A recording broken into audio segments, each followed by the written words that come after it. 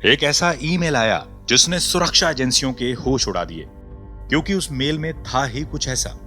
वो मेल जिसमें पीएम मोदी के कत्ल की साजिश का जिक्र था, जिसमें देश की 20 करोड़ जनता की हत्या की साजिश का जिक्र था, जिसमें देश के 20 शहरों में धमाके की साजिश का जिक्र था और जिसमें 20 किलो आरडीएक्स का जिक्र था।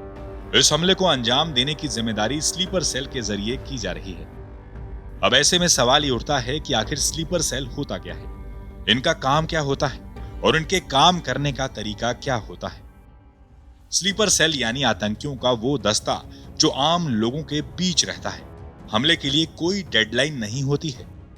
लंबे समय तक आम आदमी का जीवन ये जीते हैं और जैसे ही आतंकियों के शीर्ष से कमांड आता है, ये एक्टिव हो जाते हैं, फिर किसी हमले को ये अंजाम देते हैं।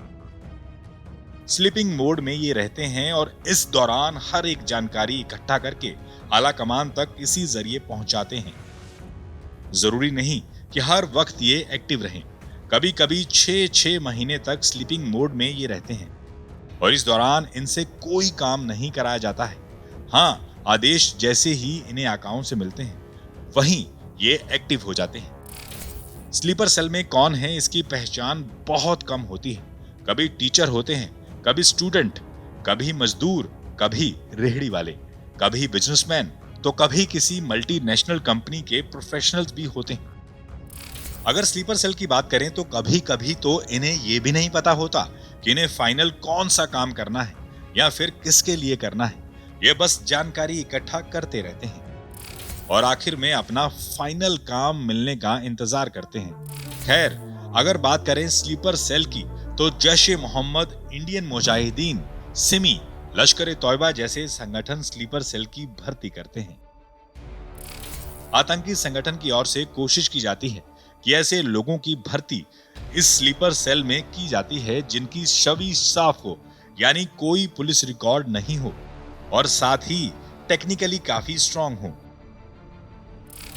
अब समझिए इनके काम करने के तरीके को।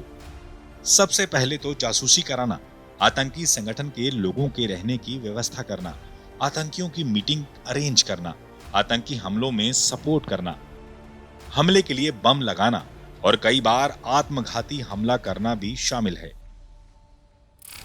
हालांकि इन स्लीपर सेल पर अगर कोई कहर बनकर अक्सर टूटता है तो वो है एनआईए और दूसरी सुरक्षा एजेंसियां, जो अक्सर इनके मंसूबों को फेल करती रहती हैं और स्लीपर सेल को कड़ी मशक्कत के बाद ये एजेंसियां गिरफ्तार करती हैं।